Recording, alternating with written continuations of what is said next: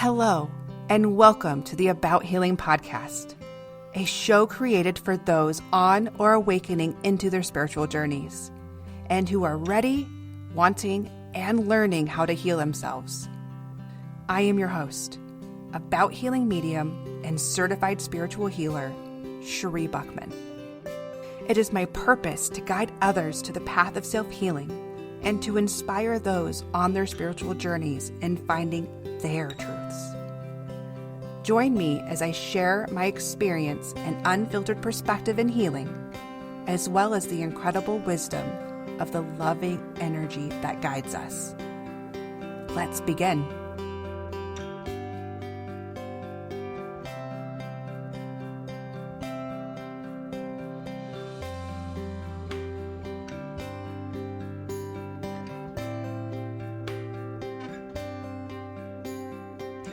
Hello, everyone, and welcome back to another episode of About Healing podcast. Good morning, Copper. Good morning. How are you? I am doing well this morning. Just taking a minute and slowing everything down. I think I was kind of busy this morning, so I'm trying to get into this mode of slowing down. And you know what? I guess I felt the need of saying that because sometimes we really get in those really busy moments. And if we're paying attention and we find ourselves in that moment like, oh my goodness, what am I doing? Just take a minute, take a deep breath, and remind yourself of what you're doing. Setting the intention on what you're doing, things like that. And it really kind of helps set everything up for the rest of the day or your business, your work. Yeah. Sounds amazing. Is it helpful for you? Yes. No, I mean, it's absolutely true. And it takes practice to recognize that you're like, okay, I need to bring my energy in like 20%. I know. It's a little ridiculousness. And the reason I am bringing this up, and today is actually a very special episode, Today we do have another guest here on About Healing podcast. As we were getting ready and speaking, I was having a little bit of trouble this morning of trying to focus and feeling a little scattered. So it was taking this minute to bring that focus together so we can focus on the information today. And for us, it's focusing on the information we're bringing forward today, while you, our listeners, are focusing on bringing in the information. So without further ado, I really want to get going and introduce our guest today. My guest today is Kathy Delaquis. I invited her on because she has an exceptional, inspiring life story of survival. And it's not just that. It's not just in her story of survival, of, surviving life. It is how she's gone from surviving to thriving. And her story fits so well in everything we have spoken about. I believe and know she is an expert in healing. And the reason I know that is because she has survived 8 tumors, some at separate times and some all at once. And she has been healing herself and going through this for over 20 years, going and doing this with different treatments from traditional medicine all the way through self-healing modalities. So hello, Kathy. Hello. Thank you for having me. No, truly, I am so honored that you are here and willing to tell your story here on the podcast. And when you all begin to hear the story, you will find and understand and why I feel so honored in having her here. But before we get going, I really want to share the little story of kind of how we connected. Again, it was another divine synchronistic thing, how we did connect. Actually, and in this, Kathy, if you don't mind sharing, because actually you found me. Mm-hmm. Yes, I was looking up podcasts for healing podcasts. Your name came up and your website came up. So I clicked on that, and then I contacted you for a reading because I wasn't actually looking for that. But then I went in that, and I liked your words in your website. I liked how you spoke, and it drew me in to ask you for a reading. Yeah.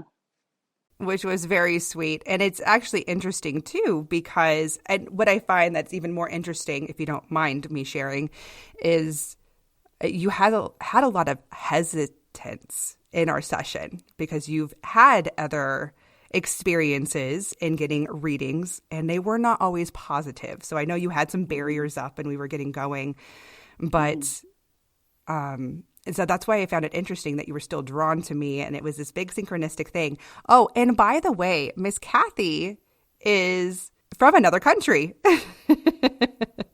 From where I live anyway. So I'm in the US and Miss Kathy is I'm from Winnipeg, Manitoba, in Canada. in Canada. So what Yes. a beautiful thing just to see. I just remember at the end of a session, because I never liked to know before. So at the end of the session, I asked her, I'm like, well, how did you hear about me? Because I'm a reference based, business. So all of my clients are all referrals.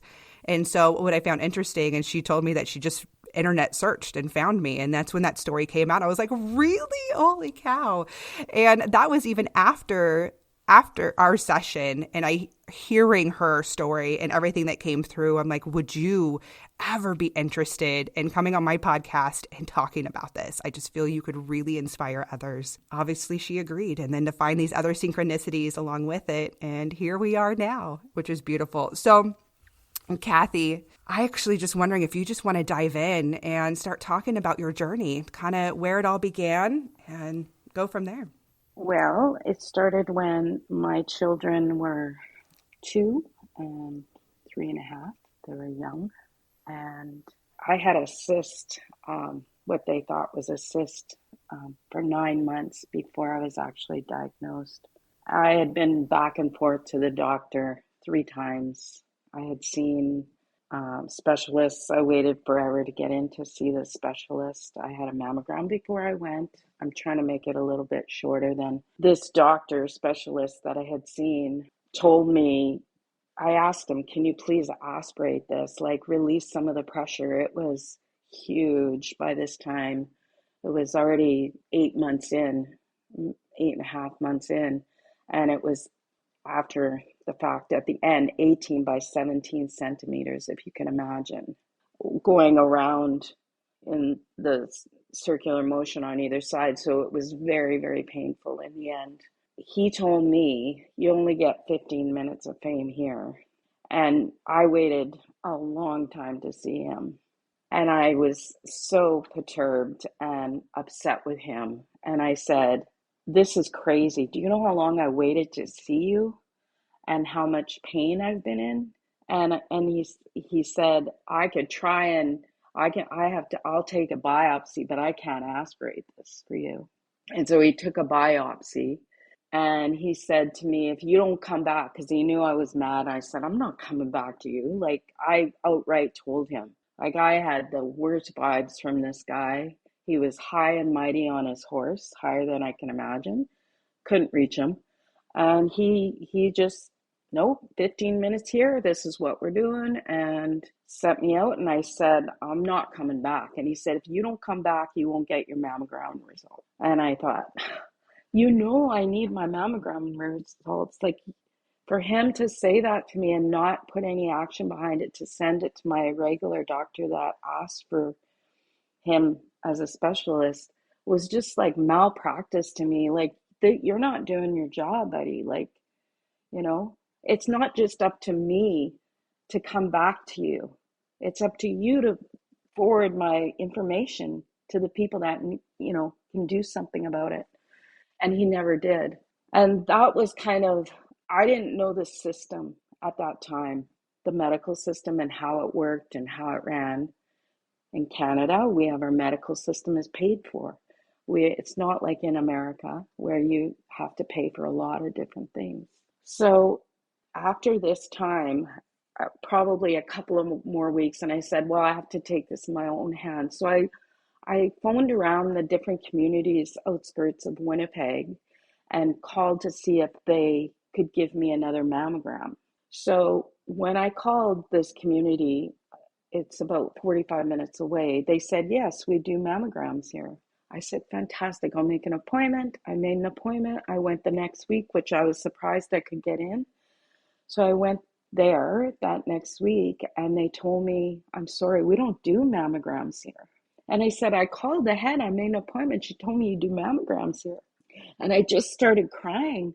Nobody's helping me. How am I supposed to do this? Like, I can't get a hold of people. And she felt really bad. And she said, well, do you want to see the doctor anyways? And I said, I guess so. Like, I'm here.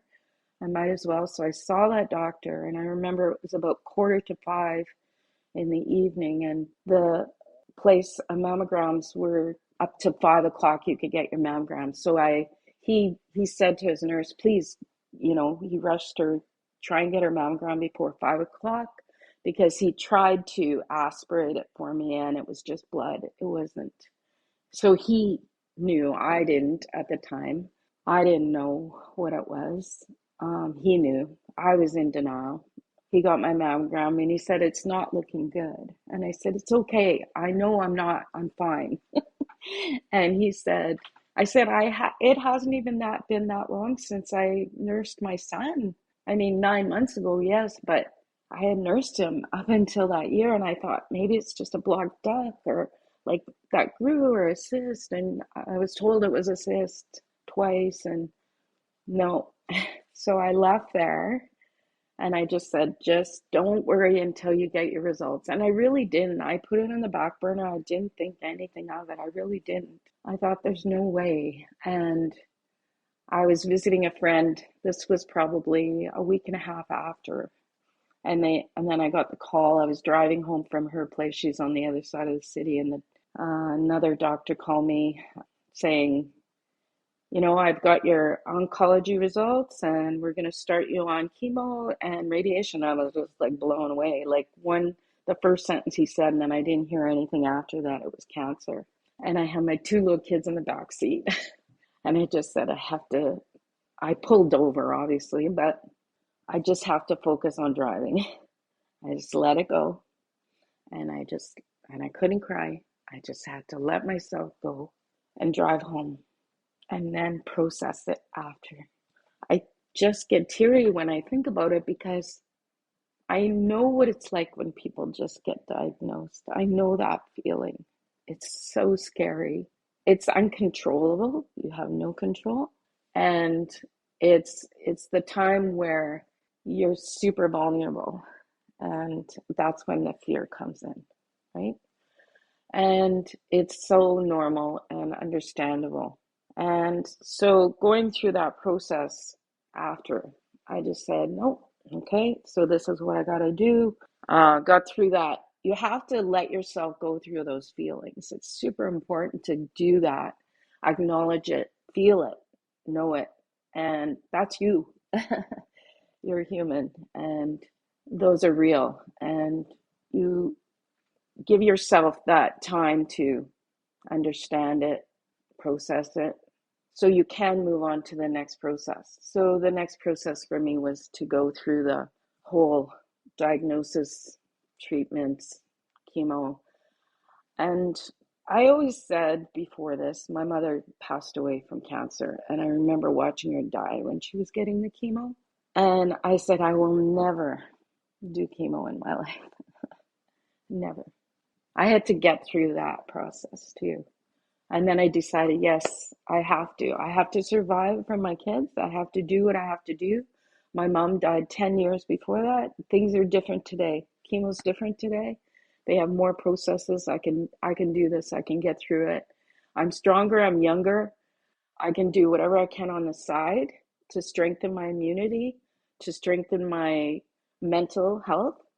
I was going to try everything and anything I could to support myself on the other side. So when I went to the first oncologist, she didn't want to support me with, I wanted to do a mushroom tea to help support me through my chemo as an immunity. She wouldn't let me, which is fine. I respect that, but it was how she said it. She never gave me the time of day to speak.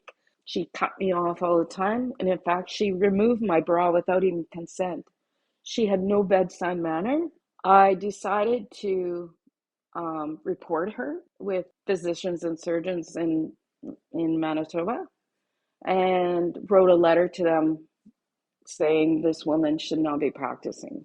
She had no bedside manner. She had no respect for me and what I was going through, no emotional connection at all. She was just doing what she needed to do for that half hour, 20 minutes with me.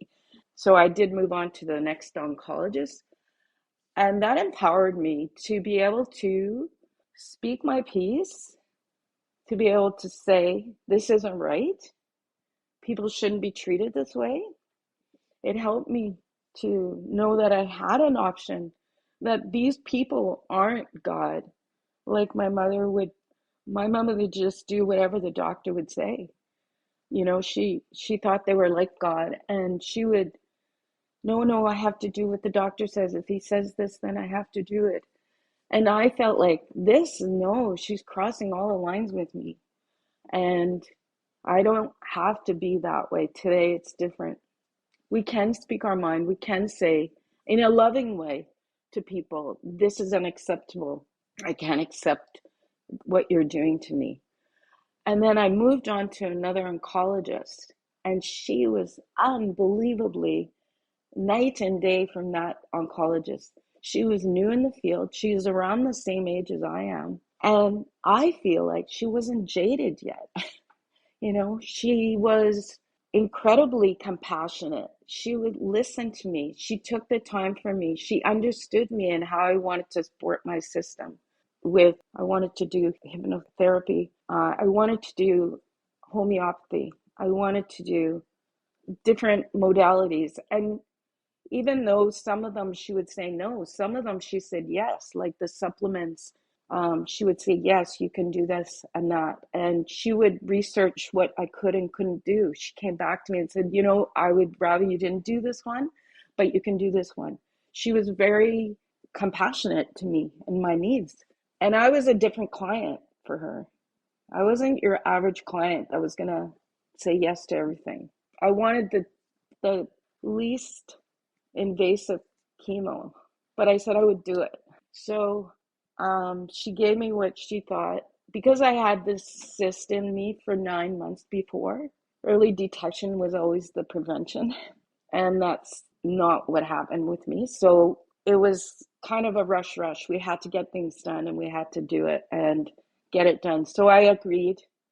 So when going through, I'm going to fast forward a little bit in getting my treatments. I had support now. I had a good doctor I trusted, which was everything for my mental state. I could say, okay, this is a good thing for me. I had to tell myself I was going to be okay. This was going to heal me. So every time I went into those treatments, even though I'd cried before, because I never wanted to do them, I went against everything I believed. I would imagine love juice coming through me when she'd give me the needle. And I never had a pick, which was even harder because they had to put these huge needles in my veins. And they were all like cringing every time and shaking, the nurses, when they'd have to do it, because it would be a very hard thing to do. They would do it. I had some really good nurses that could do it. I would just remember this love juice coming through, and just imagine all this chemo being something that would support me and heal me. And after the first treatment, my tumor went down more than half its size. And they told me it wouldn't go down until after the third treatment, because I'm like, when is this going to go away? It was so painful. And after the first treatment, it went down more than half its size, which is, to them, remarkable. For me, it was like, yes, I could feel again. It was less painful. And so within that time, I actually did have some real beautiful situations come through for me. And one of them was with my son and my daughter. The night before, my husband came into bed and he said, Chantal can't fall asleep. She's asking me, how can a man walk without legs? And he just explained to her, they can use crutches, they can use a wheelchair, they can use walkers, and this is how they can walk. And she was very disturbed, and he laid down for a bit and then came back to bed and told me about this. And I thought, gee, that's strange, because it had been like an hour and a half after already, and she still wasn't sleeping. She was, like I said, 4 at the time. And then, so the next morning comes, and my son, we have a bow window in the front, and my son was standing outside, looking outside, And I was making toast in the kitchen, which was right behind. And I could see him looking out the window. He said, Mama, what that? What that, Mama? And he was 2. He couldn't speak normal. Like, he spoke like a 2-year-old. He said, what that, Mama? What that?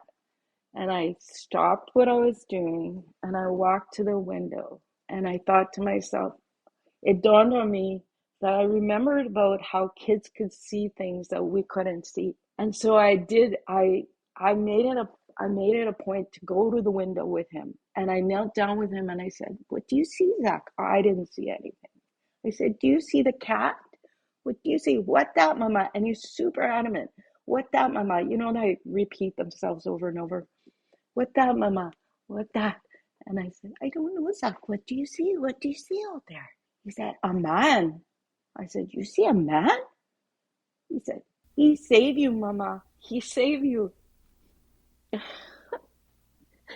he was sorry. And that's exactly what I did. I lost all control, knowing I had just gotten the message of my life that this child could give me. Sorry. No, don't apologize. So I obviously believed him and knew I was going to be okay. I knew that I wasn't going to die. I knew it. And that gave me so much strength. It was everything to me. I was like superwoman after that. I was like, okay, nothing can stop me now. It doesn't matter what anybody's going to say. I just got the message of my life. I believed it and I was open to it. And I knew it. I could feel it in my being, in my soul, in my heart. I was ever so grateful. I couldn't have been more grateful in my life. And I got it from my son. And if you recall, the story started with my daughter, who wouldn't accept the message, as you would say. She is that person today at 24 years old. She's that analytical scientist. She's that type A person who wouldn't, but she knew it. Like, she got the message, but she just couldn't process that. And super cool how that was such a verification. It wasn't just him, it was her too. I know I'm alive today to share this story with everyone. And I need to share this story with people. People need hope today. And people need to know that there's more out there than we can see. And we need to just be open to all these beautiful gifts that we could, receive when open. I feel that obviously I'm alive today, which is 20 years later. I guess I'm kind of one of the lucky ones there. But I feel like it was because I was open and I did get those gifts from my son and her. That was the first time I got a real gem. And that was all during your first diagnosis, right? Right. And I was given more treats in my life that helped me to heal. And I learned more through this than any other.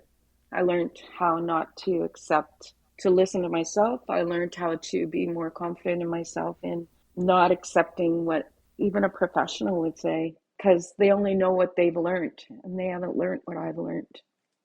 I've learned more now. I'm open to angels. I'm open to messages from somebody else that I can't see. I'm open to my kid telling me. I'm learning from them too. Through this time, I'll just move on to another story that happened to me in the same treatment as in 2002. When I went for a healing, my friend told me that I could get a healing from an Aboriginal group, and it's called the Sundance. And that if I go there in the morning, they could bring a skirt, wear a skirt, bring an offering of food, berries, and tobacco. And it's go north for an hour and turn left over the hill. Because we don't have a lot of hills in Manitoba. It's flat land here. So it's pretty easy to see a hill, to be honest. And I call it, it's almost like a mountain because we don't have any. So we know what hill this is. So she said, go over the hill and turn to the left. So I get up at 6 in the morning. I got somebody to watch my kids for me. And I drove 6 in the morning, and I can't find this place. I go to the hill, I turn left, I cannot find it. I'm an hour in now. And so I turned down this road, the first road after the hill, and this man was watering his grass at 7 in the morning. And I pull in his driveway, which I could tell. It was a long driveway, and I just stayed at the end, and I could tell he was a little perturbed to me pulling in his driveway. And so I just said, I'm sorry to interrupt you. I was just wondering if you knew where the Sundance was nearby. And he said, oh, that's my mother's land. And he gave me exact directions how to get to the Sundance. And I would have never have found it had I have not pulled over and asked this man. I would have never have found it. So, in fact, I don't think a lot of people would have went with those directions, to be honest. And I'm kind of like that. I'm like, I'll find it. I'll mosey around. I'll find it. Anyways, I did find it after talking to this guy. And he was actually really nice after he knew I was going to the Sundance. And then I find this Sundance. I pull up, and there's tons of cars, people, tents everywhere, and you can hear music drumming in the air. You could like just feel this energy of, I don't know how to describe that energy. To me, it was like magnetic, almost like vibrant in the air. It was pretty cool. And I was a little bit nervous. I didn't have the tobacco, which I was kind of nervous about. And I asked this woman, is there any way I can buy tobacco somewhere from somebody here? And she was a little bit like put off about that because I think like tobacco is super, super important and meaningful. So she did help me out though, and she got me some tobacco. I thanked her profusely with some money. Then I asked her if she knew who Jules was, because that was my other instruction, ask for Jules.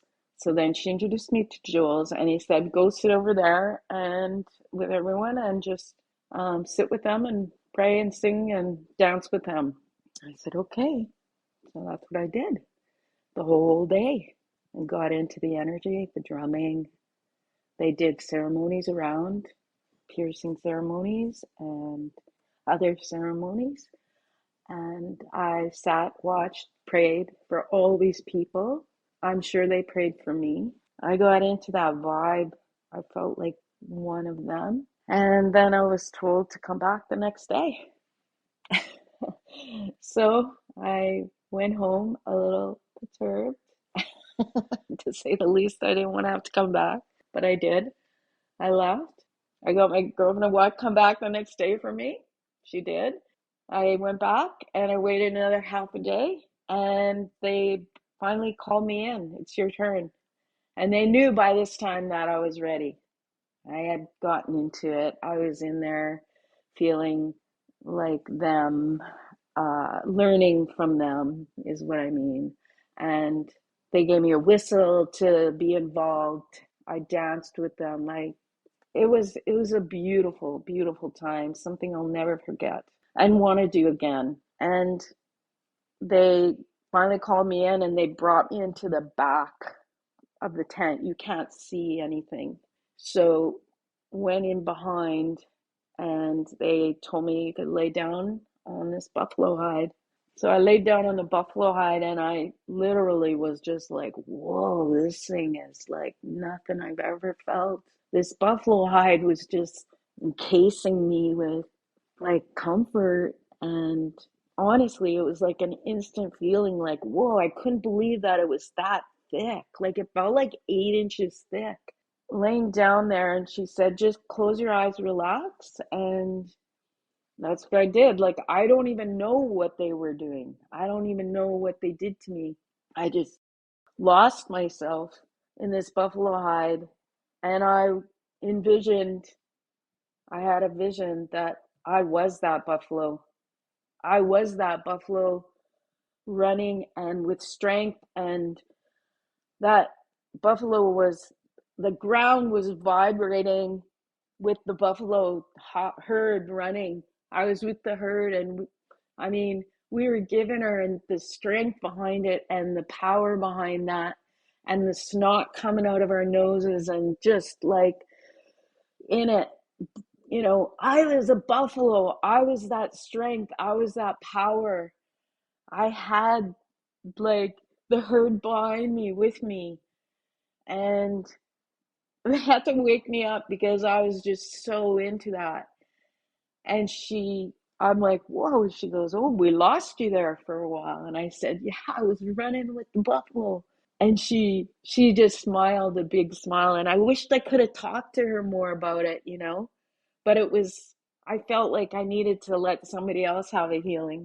Obviously, I was waited a long time and there was other people. So I just got up and left and was just didn't want to leave. I wanted to stay, and I did. Stayed and prayed and gave thanks for that beautiful vision that I had. It wasn't like a vision, like I was like in it. I was in it. I was the buffalo. And quite often, my Chinese acupuncturist and herbal medicine, she gives me herbal medicine at the time too. She always referred to me as, you are so strong. You are so strong. And I believe that buffalo gave me that strength to continue this. This was a gift of strength. That's all I can say. And strength means so much at this time. When you have these gifts given, you cannot ignore this. You cannot. And my prayer to me always is, I need it in my face. I'm that kind of gal. It's got to be in my face. I can't have a settled gift. I need something in my face. That's always been my, give it to me strong. I need to really know it. And I got them. I remember talking to my neighbor, my girlfriend, after this, because I was told I had stage 4. This was going to be it. And I remember saying, her crying with me, and I said to her, Barb, I'm not going to die. I'm not going to freaking die, Barb. There's no freaking way. I am not. And she said, she just reminded me of this like 2 weeks ago when we had coffee. She said, I remember you. You're like, you're like, no freaking way am I dying. And it's funny, I didn't remember that. I forgot about that, but it was a nice reminder to say, yeah, I did feel that early on. And I did have that strength even before the buffalo, I knew I was not going to die. And that's will. That's, even if, let's just say I had all these gifts and I had all this will and I did die. That's God's will too, you know? Like, this is supposed to happen that way. That's what it is. I still got these beautiful gifts. And if I was going to go, I was going to go, but I was going out good. I was going to go out with some gifts. And that would have taught the next person. That would have taught other people. And that's a lot of releasing of fear. Fear is like debilitating. Fear is the low energy. Fear is the low vibration. Fear is, it's a gift because it can shift you into get your shit together. Like, what are you doing? Get it together here. We're all human. Everybody has this. Everybody. We have to remember this when loving people, when somebody pisses you off. Okay, I've been there.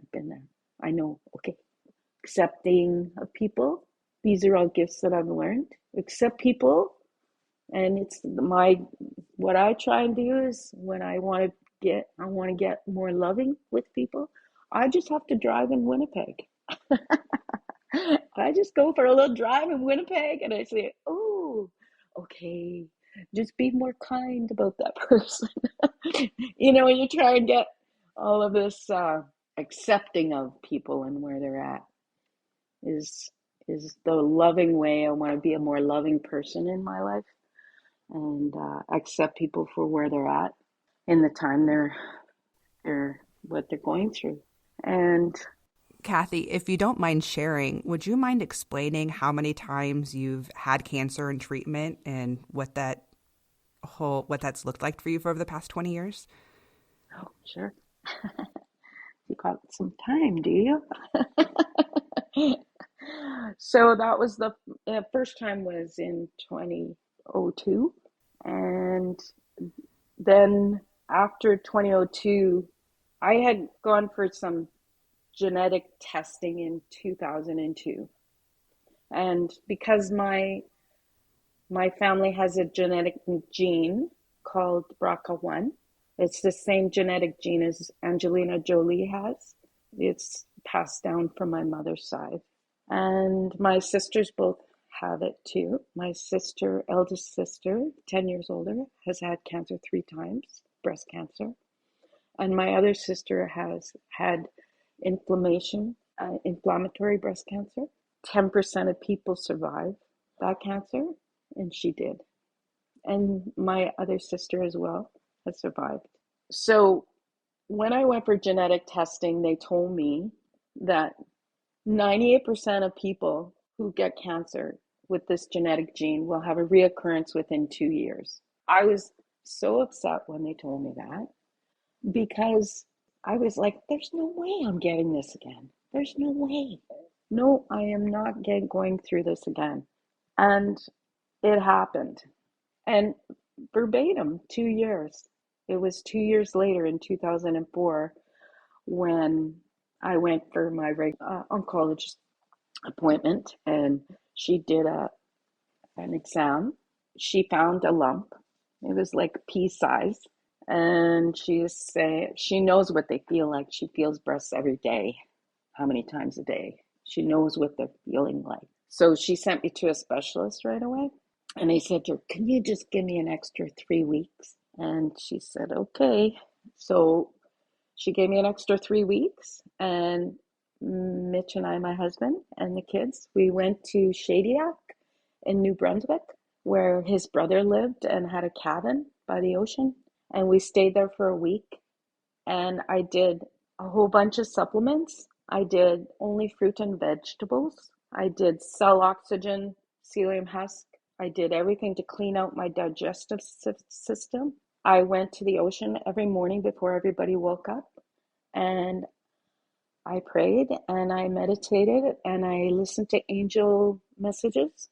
I went back after the 3 weeks to the specialist, and her assistant did an exam on me, and she says, I don't feel anything. Where was it?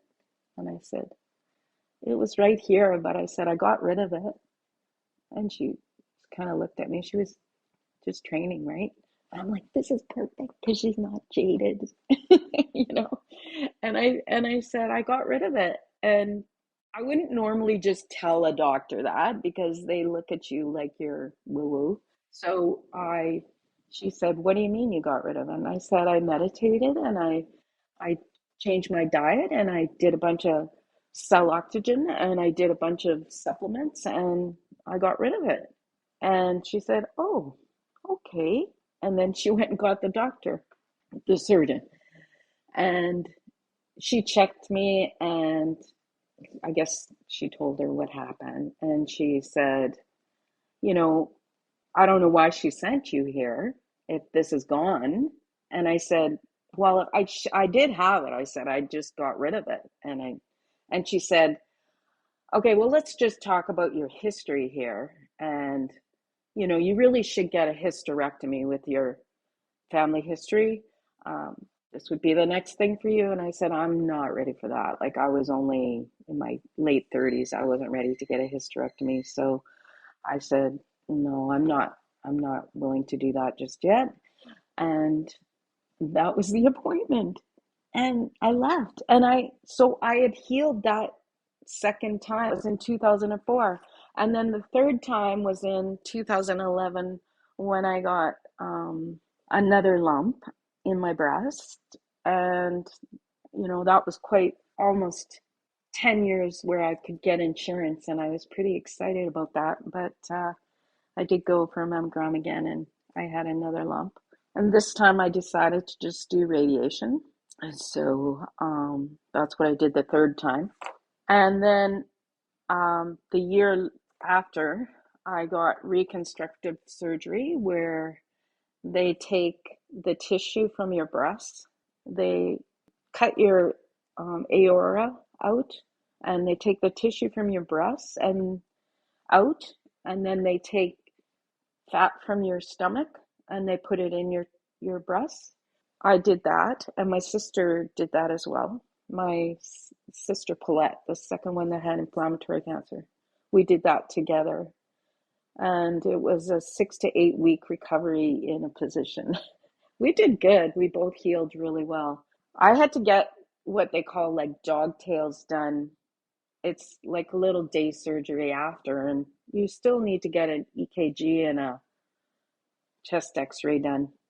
So I went and got that done. And when I got that done, they found lung cancer. And so then I had lung cancer because I had this cough for a long time, thought it was cold, but it wasn't. And it was in my middle lobe. So he was able to remove just the middle lobe on my, because you just have one middle lobe only on one side, on your right side. And they were able to remove that. He said, "You're very fortunate that it is where it is and that we could just remove it as it was." And that was in 2014. And then 2014 again, I had just lost 26 pounds. I was feeling really good. I was working out, and I was just going back to the elementary school I was working at, and it was the first day back. And I felt really bad because I had missed so much work. And I was working with little kids, and I hated missing. You know, they need structure, they need consistency, and I didn't give them that, and loved those kids so much.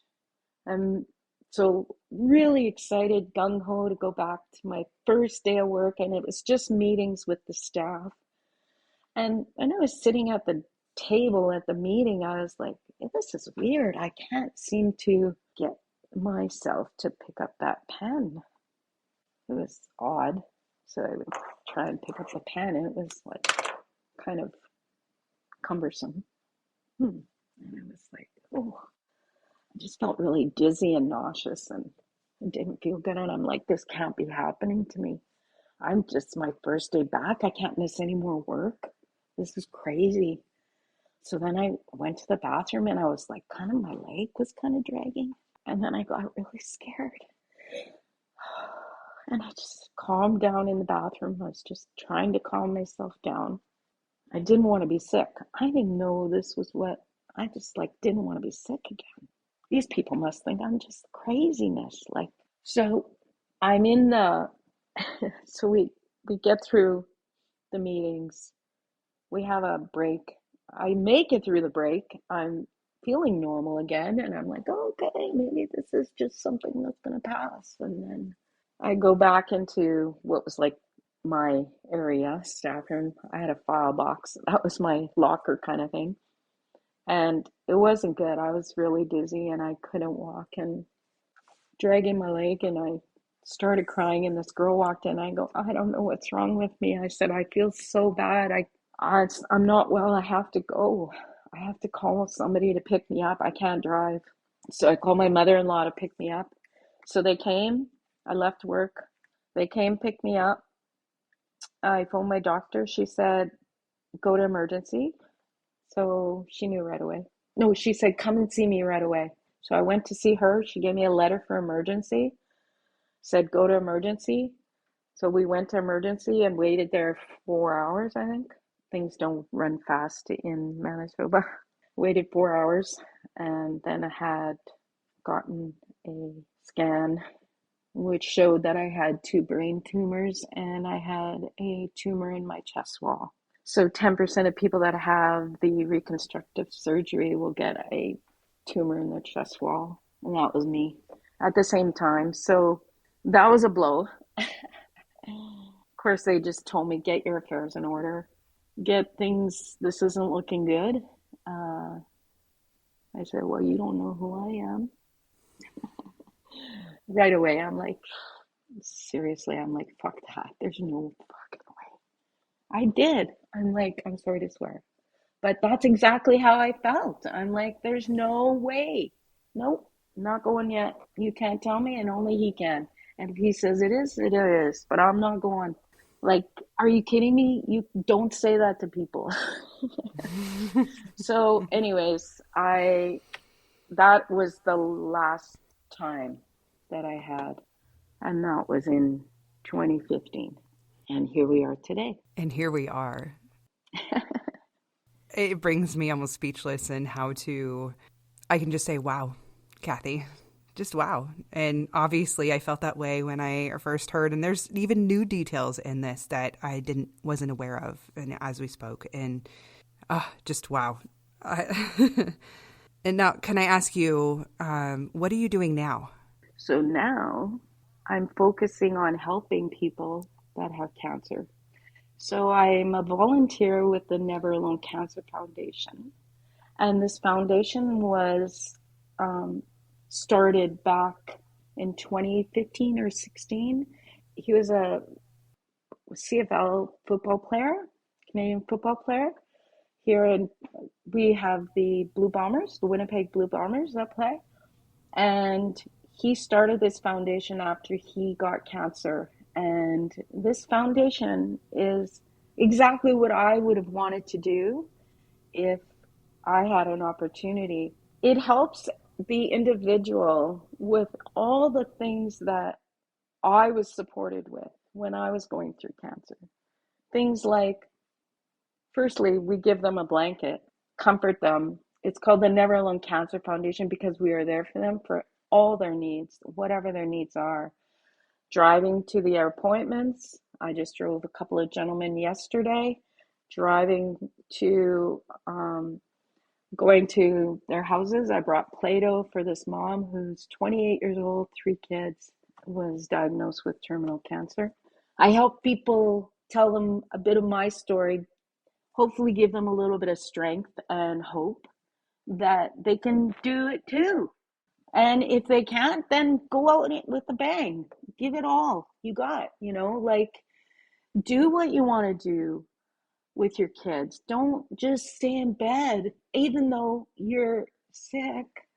Who cares? If you only have a little bit of time, then we'll do something with it. If that's what's going to happen to you, do something with it. Give yourself that. Give your family that. Get outside in nature. Do whatever you do to connect, and try and regain some of that personal power back, because that fear is it takes away. And if you could talk to somebody, get a therapist to help you release that fear. I haven't mentioned any of the mental healing I did. I did a lot of hypnotherapy. I did a lot of EMDR. I did a lot of praying, like with your family, in numbers, community. I feel like, obviously I've had other healings as well. I haven't mentioned before that I've actually done, since all of this, I've done a 4-day fast in the forest with guides, Aboriginal guide, and it was profound as well. And I feel like just say yes to things. There's a fine line between when you're going to die and when you're not going to die. And I think that everybody gets to that threshold and knows, okay, well, this is when I'm okay now. I can just relax and just let go, you know? And I respect that 100%. When it's your time, and you just enjoy your family, enjoy your time. But if you still have the gumption and the will to give her, then do it. Pray with your family. Ask for help. Ask for help with everything. People want to help you. I love helping people. This is a gift for me. Helping these people is more of a gift for me than for them sometimes. bringing those kids Play-Doh and watching them, like, it's just everything to me. I love kids. I love playing. I think it's great. I think that, they don't always get Play-Doh. I could tell they did, it was like, it was new to them. They went into it like, I mean, it's such a simple thing. Anyways, That's beautiful. And as my last question for you today, Miss Kathy, what advice do you have for anyone going through a life-threatening illness or who is considered terminal? yeah, I think everybody is unique in their own way. And for me to say you can heal yourself is just not right. That's not what I'm saying here. I'm saying everybody's journey is different and everybody knows what they need more than anybody else. Listen to yourself, and tap into that. Tap into listening to yourself. And if you could release some of the fear, it would be even if it is your transition, it would be a gentler, kind transition without fear.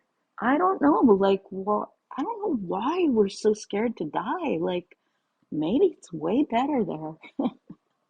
Obviously, we don't want to leave our loved ones, but in other cultures, they honor it and they celebrate it, and we're so behind in our we look at things so differently sometimes and about death. And I think we're coming around a little more, celebrating our lives when we say goodbye in celebration and looking at what we had. And I would say honor who you are, try and release that fear and trust in yourself. Say yes to things, if it resonates with you. Yeah, give her your all. And giving your all is even just connecting with yourself.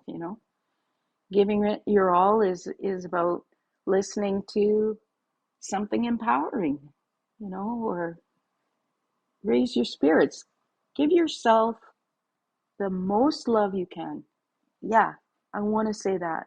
I want to say love yourself more than you can ever love yourself. Give yourself kindness. Give yourself patience. Be gentle with yourself. Mm-hmm. We are our worst critics. We are our worst enemies. And I think it's important that we start to love ourselves more. That's my big message that's what I want to say. Love yourself. And I love that. And I think there was one thing that you mentioned during our time together that I thought was actually quite powerful. And if you don't mind, I just wanted to bring that up, if you don't mind just sharing that real quick before we end our episode, which was you said something about learning to love yourself and that surviving through what you went through meant also loving your illness, loving the cancer. Exactly. Yes. And that was, there's this kind of, I don't know where, I guess it's like the fight for cancer, the fight against. And I I don't like that. Like for me, if I was fighting that, that would be fighting against myself. So I don't want to fight that. This is a part of me. That cancer is a part of me. It is who I am at this time. And so fighting it is such a negative connotation and a low vibration. I feel like for me, it was like I needed to love it, send it love, give myself that love, honor it, and say, thank you for this gift. I'm going to try and learn from it. I'm going to try and as fast as it comes, it can go. And when Deepak Chopra talks about, there's a great YouTube healing video. Well, yeah, and it's a meditation actually. He talks about that. As a cut will heal, so will you. You can heal as fast as you can create. And I believe that. It's not a death sentence. It's how can I heal this? How can I give myself everything I can give myself? Love, love, love. Love is the answer. In that sense, I feel like that's what it is. Instead of fighting cancer, I feel like it's been the best gift in my life. And I wouldn't be who I am today without it. And it's helped me gain strength. It's helped me gain confidence in myself. It's helped me love myself more. So for me, like every time I say, I'm not going to get it again, keep doing what you're doing. Keep doing what you're doing. And then then I can go out saying, well, I did it, gave it my shot. I did everything I could do for me. You only could do what you know. And so I could only just share what I know. So Kathy, this has been wonderful and beautiful. I mean, thank you so much for sharing this. I am still just in awe and shock. You gave me goosebumps just talking about your story again. And if I am getting shocked this way, I can only imagine how some of our listeners may be taking on this information, especially those who may be going through their own cancer scares or fighting for their own lives. And so to wrap up this episode, wow, what a truly inspiring story. While Kathy focused on saving her own life and on her journey to that, she found something else. She found her own power. She began by taking it back from the doctors who did not show her the respect or kindness that she knew she deserved.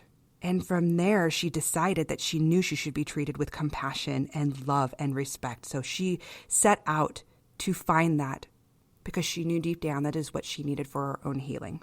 And she created that new standard for herself from that moment forward for the rest of her life. She followed her intuition, trusted that she was going to be okay from the beautiful messages that came through to her, not just from what she received from herself, but the messages that she received from other people around her, including her children. So from there, she knew and trusted that she was going to be okay, no matter the outcome. And because of that, she was guided to all forms of healing, and not just for her physical life, but for her soul. She didn't let her circumstances take over her life. Instead, she is taking her growth and her lessons and sharing it with others, showing anyone and everyone who is willing to see or hear that they can take their own power back and own it, that they can do whatever they feel that they need, and not what others tell you that you should do. I hope you can take her story as inspiration to get past the fear, and no matter what you're going through, because from there you learn to release it and know that you are in full control of how you live your life. No matter the length or quality, it is still a choice. And with that, I leave you all with love. True, compassionate, and healing love to every single one of you going through your own personal battles, whether it is for your life or your own emotional healing. And until next time, my friends, be kind to yourself. With so much love and gratitude, I want to thank you for listening to this week's episode. My hope today is that the message continues to guide you along your path to healing. To learn more about me and my purposeful work, visit my website at abouthealingmedium.com. You can also follow About Healing Medium on Facebook and Instagram, where you can find the episode's healing guidance, quotes, tips, insights, and chances to win free stuff. To ask a question or to share comments, email me at abouthealingpodcast@gmail.com, or feel free to reach me on Facebook and Instagram at About Healing Medium. Until next time, be kind to yourself.